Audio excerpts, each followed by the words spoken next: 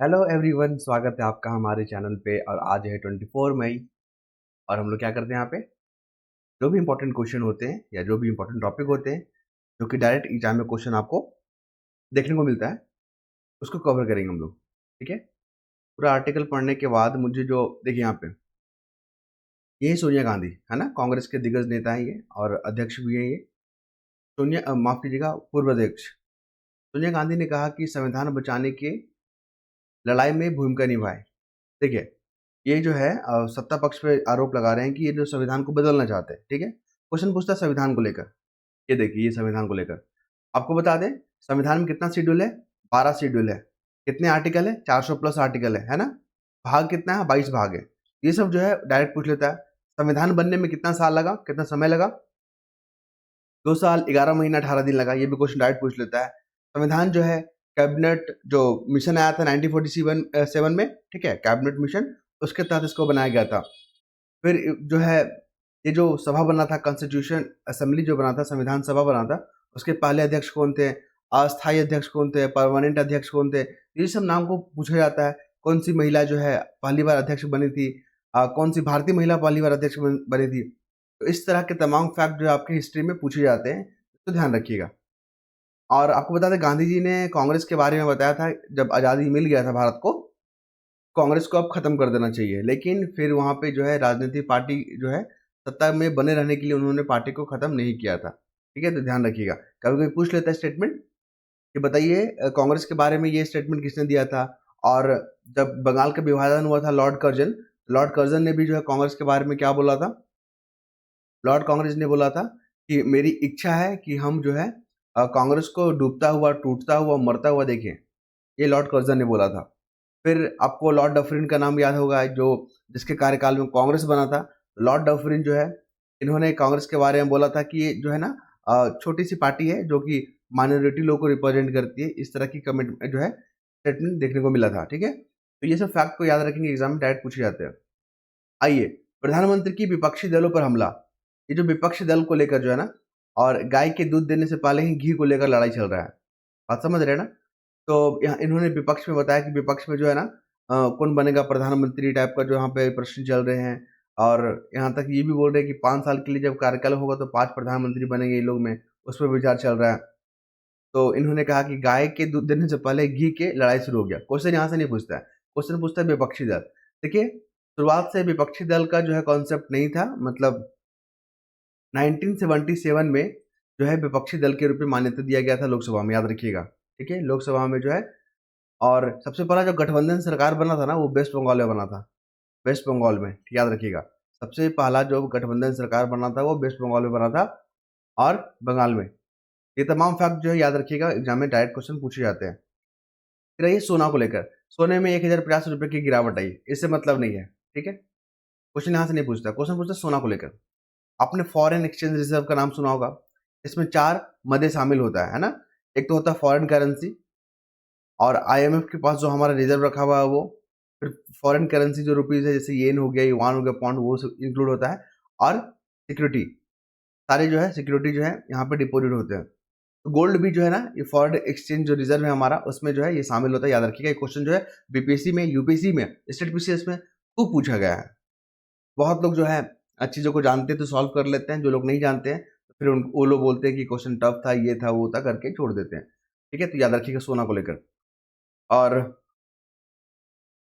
के बाद हम लोग आगे बढ़ेंगे तो हमें जो देखने को मिल रहा है इंपॉर्टेंट फैक्ट, ये भी मैंने अभी तो लगभग 15 दिन से यहाँ से, 15 दिन 10-12 दिन से हम लोग डिस्कस कर रहे हैं स्वाति मालीवाल को लेकर, मालीवाल महिला को लेकर। इसमें तो क्वेश्चन पक्का आने वाला है किसी भी एग्जाम में, चाहे स्टेट पीसीएस हो चाहे यूपीएससी हो, याद रखिएगा। कल भी मैंने जिक्र किया था 106 जो है कॉन्स्टिट्यूशन अमेंडमेंट एक्ट के बारे में, कि जो है 33% रिजर्वेशन देने की बात करता है लोकसभा में और विधानसभा में। याद रखिएगा, राज्यसभा में नहीं, और ना कि विधान परिषद में। यहाँ पर जो है महिला को रिजर्वेशन नहीं दिया गया, सिर्फ लोकसभा और विधानसभा में, याद रखिएगा। स्टेटमेंट बना के यूपीएससी पूछता है, अब पूछेगा ही पूछेगा। फिर आपको बता दें, नेशनल वीमेन कमीशन के बारे में बात किए थे हम लोग। ये जो है एक स्टेचुरी बॉडी है, इसको 1990 जो एक्ट बनाया गया था उसके माध्यम से बनाया गया था 1992 में। ये तमाम फैक्ट है, ध्यान रखिए। आगे बात करेंगे तो मुझे जो है यहाँ पे इंपॉर्टेंट नज़र नहीं आ रहा है, और इस आर्टिकल को हम लोग थोड़ा सा स्किप करेंगे।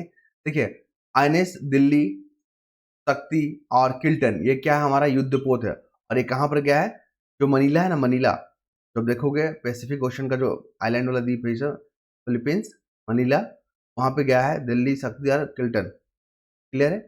और वहाँ पे जो दक्षिण चीन सागर में जो शांति व्यवस्था को स्थापित करने के लिए भारत और जो है मनीला जो है देश मिलके काम कर रहे हैं। ये लोग आपस में सहयोग बढ़ाने की कोशिश कर रहे हैं। इसका आप देखोगे ना, ये सब क्यों भारत कर रहा है, इसलिए कर रहा है क्योंकि चाइना क्या करता है, वो हमारे जो है क्षेत्र दिखा है। जैसे कि यहाँ पर देखोगे आप, मालदीव वाला मामला में इंटरफेयर करता है, श्रीलंका में इंटरफेयर किया है, वो क्या है ना, सब जगह अपना युद्धपोत और अपना जगह एक्वायर करने की कोशिश कर रहा है। फिर बांग्लादेश हो गया, नेपाल, भूटान। तो अब भारत भी जो है ना चाइना के पड़ोसी देशों के साथ जो है ना यहाँ पे रिश्ते मजबूत कर रहा है, ताकि जो है बैलेंस रहे इक्वेशन। ठीक है, चलिए आगे बात करते हैं। एडिटोरियल पेज में मुझे जो सबसे खास नजर आ रहा है, देख लीजिए। और सबसे खास जो नजर आ रहा है, जलवायु परिवर्तन को लेकर क्वेश्चन पूछेगा आपका। क्लाइमेट चेंज का टॉपिक रहता है, मेंस में, प्रीलिम में, दोनों में पूछता है। क्लाइमेट चेंज का मतलब क्या हो रहा है कि आप देख रहे हो दुबई में जो यूएई है, ठीक है, वहां पे बारिश हो गया, जहाँ की 75 साल से बारिश ही नहीं हो रहा, वहां पे अचानक इतना बारिश हो गया, तो लोग अचंभित है, अद्भुत है। ठीक है, तो ये सब जो है ना क्लाइमेट चेंज के कारण हो रहा है। याद रखिएगा, यहाँ पे एक टर्म है क्लाउड सीडिंग, क्लाउड, ठीक है, सीडिंग, ये टर्म याद रखिएगा। ये जो है ना आर्टिफिशियल रेन करवाने के लिए जो है ये तकनीक है, आर्टिफिशियल रेन करवाने के लिए। आपको ये बता दें, जो ओलंपिक हुआ था बीजिंग में, ओलंपिक हुआ था ना 2022 में, बीजिंग में हुआ, तो वहां पर देखा गया कि जो बादल जो है ना, वहां पे मॉइस्चर ज्यादा लेके जा रहा था, तो वहाँ की सरकार ने क्या किया, क्लाउड सीडिंग के माध्यम से वहां बारिश करवा दिया, ताकि खेल आयोजन के दिन बारिश ना हो। अब समझ रहे हो ना क्लाउड सीडिंग क्या होता है, इसमें सिल्वर आयोडाइड और सिल्वर ब्रोमाइड का यूज होता है, याद रखेंगे आप। तो क्लाउड सीडिंग जो है यहाँ पे आर्टिफिशियल जो है रेन करवाने का एक तरीका है, और यूएई में जो है इस तरह का टेक्निक का यूज होता है, ताकि वहाँ पे जो ग्राउंड लेवल जो है वाटर का नीचे चले जाता है, तो ऊपर लाने के लिए और हरा भरा मेंटेन करने के लिए इस तरह के होते हैं। आपको बता दें क्लाइमेट चेंज के क्या क्या प्रभाव देखने को मिलता है, तो देखिए यहाँ पर समुद्र तल जो बढ़ जाता है, वैश्विक टेम्परेचर बढ़ रहा है, जो वनों में आग लग रहा है वो भी इसी का परिणाम है, भारी वर्षा कहीं हो जा रहा है, कहीं सूखा हो जा रहा है, ये भी क्लाइमेट चेंज है। ठीक है, ये और एक फैक्ट याद रखिए, COP28 जो हुआ है, कहाँ हुआ है, यूएई में हुआ है, यूएई में हुआ है। और इसमें इस बात पर जोर दिया गया है कि क्लाइमेट चेंज से निपटने के लिए हमें ना जो ये जीवाश्म जो ईंधन है ना, जो फॉसिल फ्यूल है, उसको समाप्त करना होगा, उसका यूज करना बंद करना होगा, तब जाके हम लोग क्लाइमेट चेंज पे यहाँ पे कंट्रोल कर पाएंगे। ठीक है, चलिए फिर यहाँ पे बात करेंगे, अगला मुद्दे पे बात करेंगे, संघर्ष। यहाँ बात करेंगे संघर्ष को लेकर। अभी आपने देखा कि इसराइल और जो फिलिस्तीन के बीच में जो विवाद है ना, तो यहाँ पे फिलिस्तीन को जो है ना यूरोपियन कंट्री जैसे कि आइसलैंड हो गया, नॉर्वे हो गया, स्पेन हो गया, इसने जो है इसको देश का मान्यता दे दिया है। इसराइल जो है बौखला गया। ठीक है, तो इससे क्या होगा कि अब इक्वेशन में चेंजेस आ रहा है। अमेरिका जो है इसराइल का सपोर्ट करता है, लेकिन अभी अमेरिका और इसराइल के बीच में तनाव देखा गया है। ठीक है, तो तनाव देखा गया है, तो यहाँ पे जो आपके जो यूरोपियन जो कंट्री है, स्पेन वगैरह, आइसलैंड वगैरह, इसको जो फिलिस्तीन को सपोर्ट कर दिया कि एक कंट्री के रूप में है। तो यहाँ पे मैंने कल भी बात किया था, और कल जो हमने थंबनेल भी बनाया था, उसका जो हमारा हेडिंग था ये था, ये टू स्टेट सॉल्यूशन, इजराइल और फिलिस्तीन के बीच में जो मसला है उसको सुलझाएंगे कैसे, तो टू स्टेट थ्योरी। ठीक है, देखिए कितना बार आ रहा है आर्टिकल न्यूज में, हम बार बार इसको जिक्र कर रहे हैं। और याद रखिएगा, यहाँ पे इजराइल और फिलिस्तीन के बीच में शांति स्थापित करने के लिए ये जो है एक मेथड है, और भारत भी इस चीज का समर्थन करता है। उसके बाद आगे हम लोग बढ़ेंगे तो हमें जो देखने को मिल रहा है, मैंने यहाँ पे हाईलाइट करके रखा हुआ है, ये देखिए। अभी पता ही आपको लोकसभा का इलेक्शन हो रहा है, लोकसभा का इलेक्शन चल रहा है ना, तो लोकसभा का अगर आप मेंबर आप बनना चाहते हैं तो आपको 25 साल जो है एज होना होगा, भारत का नागरिक होना होगा, दो फैक्ट हो गया। आपको पागलपन या दिवालीपन जैसे लक्षण आपके अंतर्गत नहीं होना चाहिए, तब जाके आप लोकसभा के लिए आप जो है इलेक्शन में पार्टिसिपेट कर सकते हो, याद रखिएगा। ये हो गया। उसके बाद अभी 543 जो है सीट पे क्या हो रहा है, इलेक्शन हो रहा है। अगर आपको विपक्ष का नेता बनना है ना, विपक्ष बनना है, तो आपको कम से कम 55 सीट लेके आना होगा, क्योंकि 1/10 जो सीट लेके आता है ना, तो जो है लीडर ऑफ अपोजिशन जो है करार दे दिया जाता है, डिक्लेयर कर दिया जाता है। और ये कॉन्सेप्ट 1977 से शुरू हुआ है, पहले नहीं हुआ करता था। बंगाल में जो है पहला जो है कॉलिशन जो गवर्नमेंट बना था, याद रखेंगे आप लोग करेक्ट करेंगे कि मैं जो बता रहा हूँ ये बंगाल के बारे में वो सही है या नहीं, ये आप लोग हमें कमेंट करके बताएंगे कमेंट बॉक्स में। ठीक है, चलिए। और जो लोग भी कमेंट करते हैं और उनका कमेंट पढ़ के मुझे बहुत अच्छा लगता है, फिर हमें बात करेंगे, देखिए अभी क्या हो रहा है, बिजली का जो डिमांड है ना बढ़ रहा है। क्यों बढ़ रहा है? क्योंकि गर्मी ज़्यादा बढ़ रहा है। अब गर्मी ज़्यादा बढ़ रहा है मतलब टेम्परेचर बढ़ रहा है, लोग एसी वगैरह का यूज़ बहुत ज़्यादा कर रहे हैं, एसी कूलर वगैरह बहुत ज़्यादा यूज़ हो रहा है ना? इससे क्या है, बिजली की मांग जो है बढ़ जा रहा है, याद रखिएगा। तो यहाँ मेंस में क्वेश्चन पूछ सकता है कि अभी हाल ही में बिजली का डिमांड बढ़ने के पीछे आप क्या-क्या कारण देखते हो? तो आप ट्रांसपोर्टेशन बताना, यहाँ पे जनसंख्या वृद्धि, क्लाइमेट चेंजेज़, ये सब कारण आपको देना होगा। उसके बाद आगे बढ़े हम लोग, तो हमें क्या देखने को मिल रहा है? मुझे देखने को जो मिल रहा है, देखिए हाँ, प्याज की कमी को रोकने के लिए सरकार जो है ना बफर स्टॉक जो है बड़े पैमाने पर बना रही है। 1 लाख, इकाई, दहाई, सैकड़ा, हज़ार, 10,000, लाख, ठीक है? 1 लाख टन का बफर स्टॉक हम जो है भारत सरकार बनाएगी। क्योंकि जो प्याज का जो किल्लत है, क्योंकि प्याज का आप देखते हो ना, तुरंत दाम बढ़ता है, तुरंत दाम घट जाता है। तो ये इस स्थिति को बैलेंस करने के लिए और प्याज का सप्लाई हमारे कंट्री में कम ना हो, इसके लिए जो है ना सरकार जो इस तरह की योजना पे काम कर रही है। आपको बता दें, प्याज जो है ना एमएसपी के अंतर्गत नहीं आता है।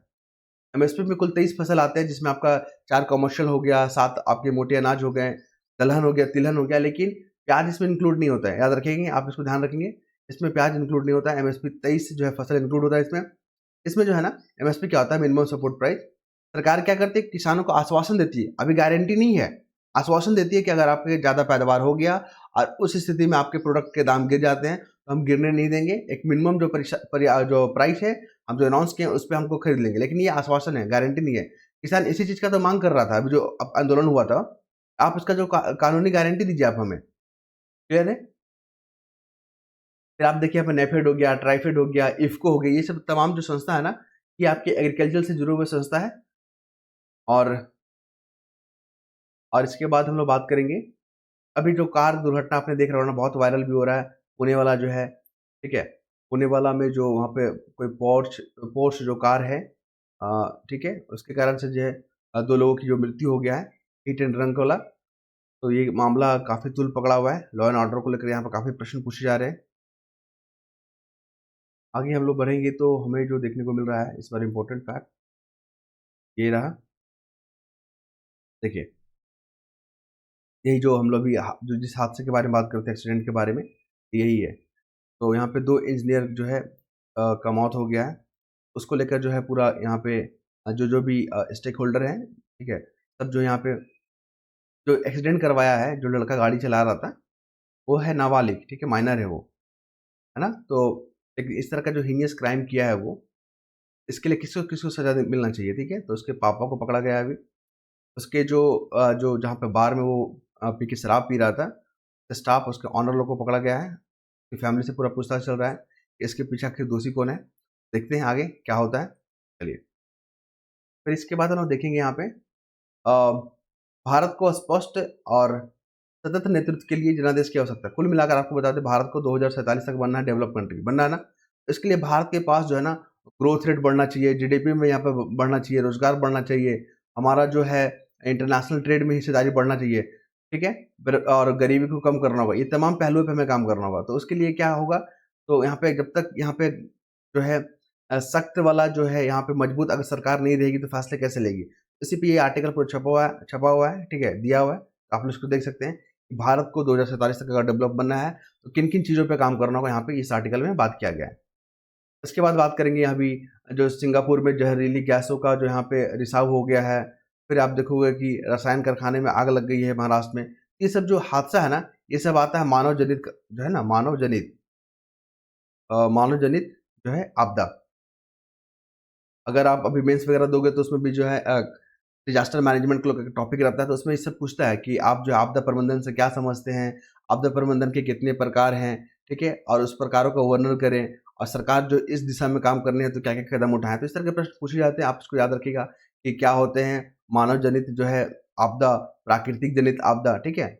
नेचुरल डिजास्टर, मैनमेड डिजास्टर, ये सब चीज़ों को समझ के रखिएगा ताकि आपको मेंस आंसर राइटिंग में हेल्प करे। फिर इसके बाद आगे बढ़ेंगे हम लोग, तो हमें जो देखने को मिल रहा है राज्यपाल को लेकर, देखिए अभी तृणमूल कांग्रेस का जो है दावा है कि राज्यपाल वो जो है ना भाजपा के लिए प्रचार कर रहे हैं, ठीक है? राज्यपाल और यहाँ पे जो मुख्यमंत्री होते हैं स्टेट के, उनके बीच में काफ़ी विवाद रहता है और चलते ही रहता है। मान लीजिए डिफरेंट गवर्नमेंट है, तो वहाँ पे विवाद चलते ही रहेगा। जैसे आर्टिकल 200 को लेकर, आर्टिकल 356 को लेकर, है ना? आर्टिकल 356 हो गया।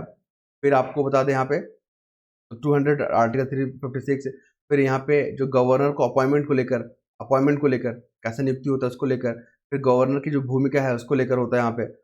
और ये तमाम कारण से जो है यहाँ पर देखा जाता है कि लोगों के बीच में गवर्नर और वहाँ पे मुख्यमंत्री के बीच में विवाद चलते रहता है। ठीक है, तो क्वेश्चन पूछा जाता है, मेंस में भी पूछता है और आपका प्रीलिम में पूछता है कि राज्यपाल बनने के लिए क्या-क्या क्राइटेरिया है, तो भारत का नागरिक होना चाहिए। पहला फैक्ट, 35 ईयर आपको पूर्ण करना होगा और राज्यपाल की नियुक्ति जो है राष्ट्रपति करते हैं, ठीक है। राज्य का जो है संवैधानिक प्रमुख राज्यपाल होते हैं, याद रखिएगा। राज्यपाल को जो है अपनी शक्तियों का प्रयोग या तो खुद करेंगे या तो उसके अधीनस्थ जो अधिकारी है उसके माध्यम से करेंगे। कैबिनेट काउंसिल होता है स्टेट का, उससे परामर्श करके राज्यपाल जो अपने कार्य को पूरा करते हैं और वो अपने पद पर कब तक बने रहेंगे, तो प्लेजर तक, राष्ट्रपति के प्लेजर तक, ठीक है। जब तक राष्ट्रपति को अच्छा लगे तब तक वो पद पे बने रहेंगे। और आपको ये भी बता दें, राज्यपाल जिस राज्य के बनते हैं ना, वो उस राज्य के निवासी नहीं होना चाहिए। ये भी क्राइटेरिया याद रखेंगे। तो राज्यपाल को लेकर क्वेश्चन पूछे जाते हैं और आगे भी पूछे जाएंगे। राज्यपाल को लोग जो है रबड़ स्टैम्प के रूप में मानते हैं। यहाँ पर आपको इसके पक्ष में इसके विपक्ष में जो है तर्क देना पड़ेगा। फिर देखिए बंगाल में अगर आप देखोगे, बंगाल के इलाकों में रेमल करके क्या हुआ है, चक्रवात आया है, चक्रवात, ठीक है, साइक्लोन आया हुआ है। तो याद रखिएगा बंगाल की खाड़ी में आया है रेमल। के बाद हमें जो इम्पोर्टेंट नज़र आ रहा है, के बाद जो मुझे इम्पोर्टेंट नज़र आ रहा है वो क्या है, स्पोर्ट्स में देखिए यहाँ पे ये दिनेश कार्तिक हैं, ठीक है, दिनेश कार्तिक ये संन्यास ले चुके हैं आईपीएल से और अंतर्राष्ट्रीय क्रिकेट से। और इसके बाद जो मुझे महत्व नज़र आ रहा है वो पेरिस, इस बार का जो ओलंपिक का हो रहा है फ्रांस की पेरिस में होगा, याद रखेंगे आप। और उसके बाद मुझे कुछ खास नज़र नहीं आ रहा है। अगर आपको लगता है कि कुछ खास है तो आप लोग पढ़ने के लिए पूरी तरह से स्वतंत्र हैं, ठीक है। तो अगर आपको हमारा प्रयास अच्छा लगता है तो आप अपने फीडबैक को कमेंट बॉक्स में कीजिएगा और आपके कमेंट को मैं पढ़ना, ठीक है, मुझे बहुत अच्छा लगता है। धन्यवाद।